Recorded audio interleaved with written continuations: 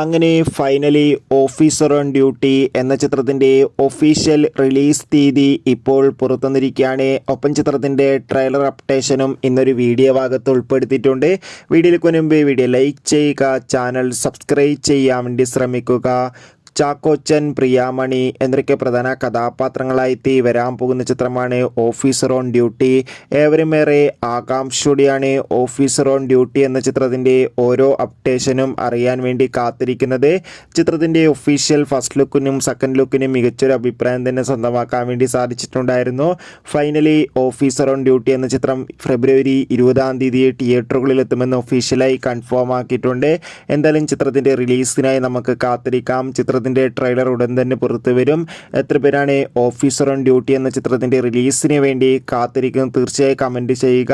കൂടുതൽ സിനിമാ വാർത്തകൾക്കായി നമ്മുടെ ചാനൽ സബ്സ്ക്രൈബ് ചെയ്യാൻ വേണ്ടി പരിഗണിക്കുക. Bye bye.